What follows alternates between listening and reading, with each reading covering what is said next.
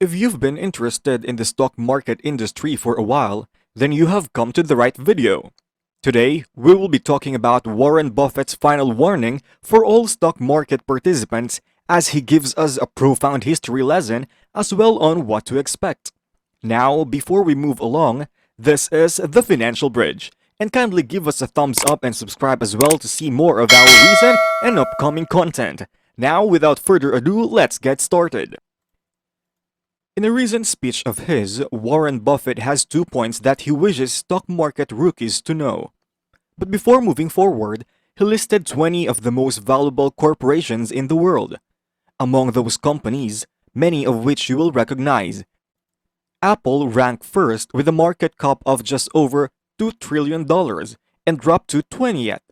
As of March 31st, these were the 20 most valuable firms in the world, with a combined market cap of $330 billion. Having everyone vote on this answer and then flashing it up a bit later was his plan if he had a little one, but that proved to be technically impossible.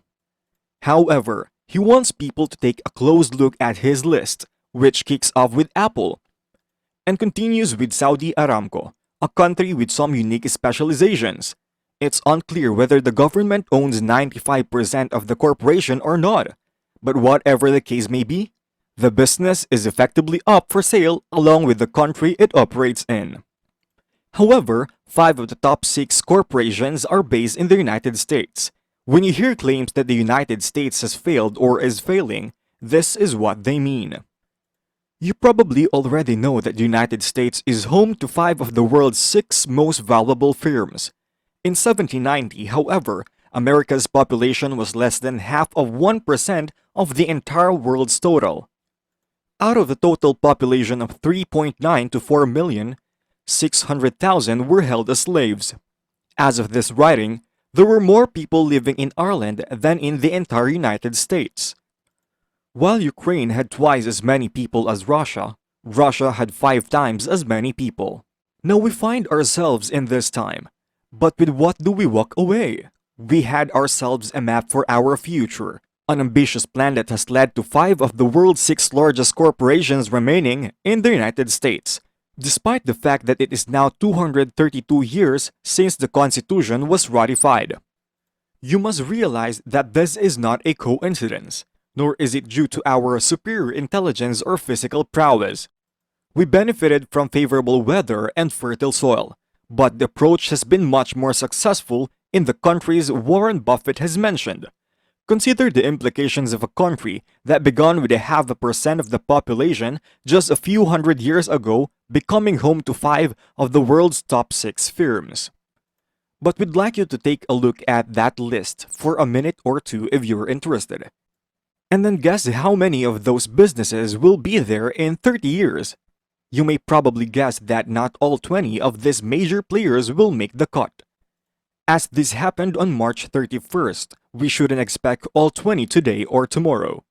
In your own opinion, what do you believe and ponder? Now, whatever the case may be, Warren Buffett takes us back in a time a little over 30 years to check out the top 20 from 1989.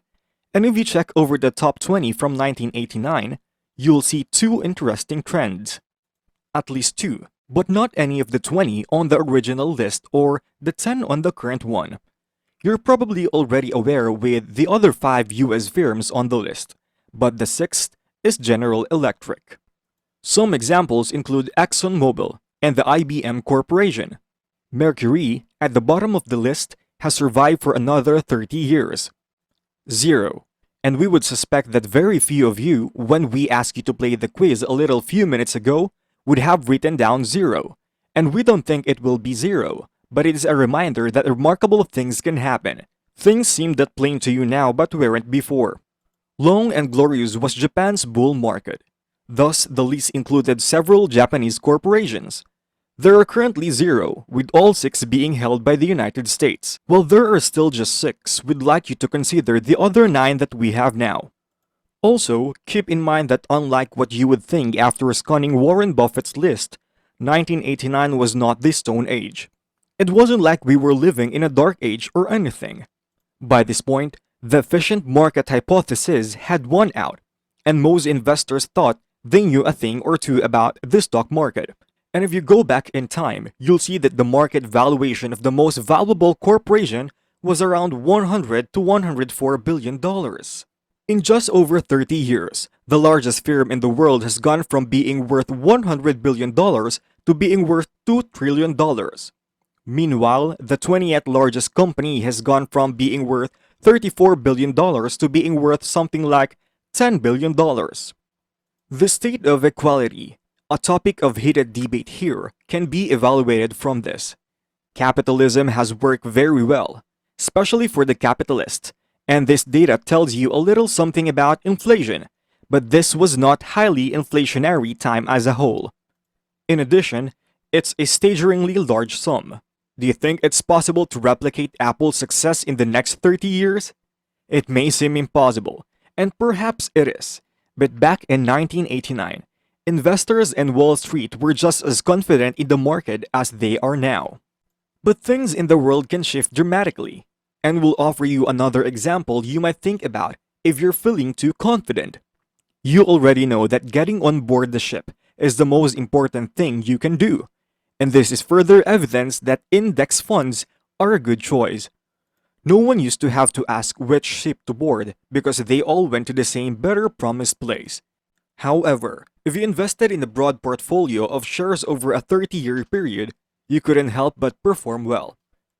But if you were confident in your knowledge of who to hire and which options to choose, think again.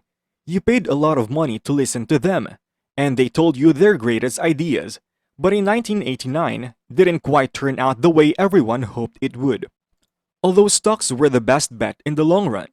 Second, different fields of work tend to pique people's interest to varying degrees. They believe that if they claim to be in the popular XYZ industry, they would be able to sell a lot of iPods and other similar products. Even if you don't care about revenue or profit, you just know this is the place to be. So Berkshire Hathaway, how did it start? In 1903, the year of Warren Buffett's father's birth, not only was this not particularly noteworthy, but neither was the fact that Henry Ford was launching the Ford Motor Company, despite having previously failed at this endeavor twice. When all factors are considered, their auto insurance provider is excellent.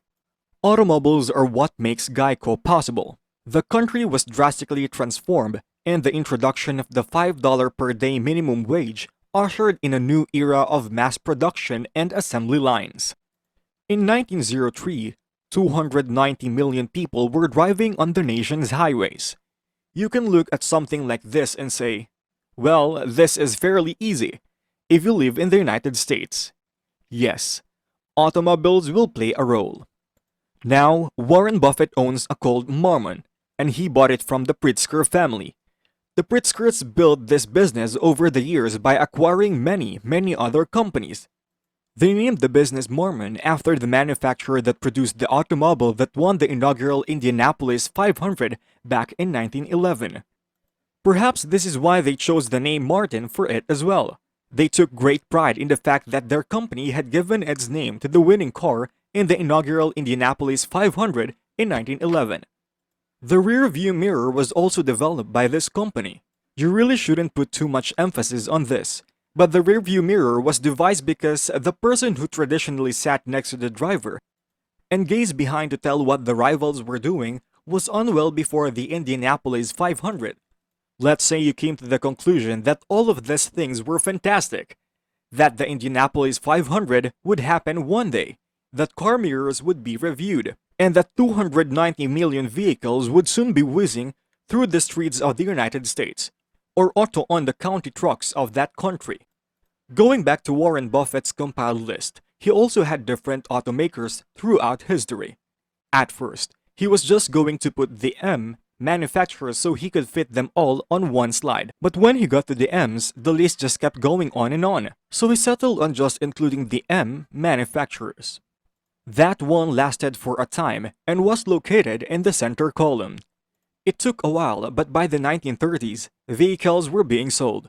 Those cars were unique in many ways, and as a result, at least 2,000 companies jumped into the auto industry.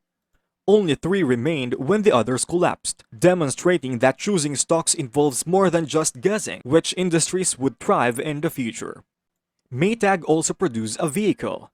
Everyone seems to be creating a business these days, just like everyone was making cars and motorcycles in the past. That's one way to raise capital. But very few people correctly predicted the winner to give them the chance at Ford Motor Company before they already had a few partners he didn't particularly like. He devised a plan to acquire the company, which marked the initial stages of the auto finance industry, explaining why GM eventually eclipsed Ford as the industry standard. When it came time to make the jump from the Model T to the Model A, Henry Ford's efforts were largely unsuccessful. So, let me warn you that it's not quite as simple as it sounds. And so, Warren Buffett warns us that everything, including the stock market industry, cannot avoid change. As of today, you cannot really determine which company would or wouldn't flourish. But what we can conclude from this is that this time that we're in is different compared to what we know 30 years ago. And with the right determination, you may find yourself or your future company included in Warren Buffett's next top 20 list. But other than that, we thank you so much for watching this video. And if you like what we just talked about today, then don't hesitate to give us a like and click that subscribe and bell button as well while you're at it to stay updated for more of our content. Thanks again for watching, and we'll see you on our next video.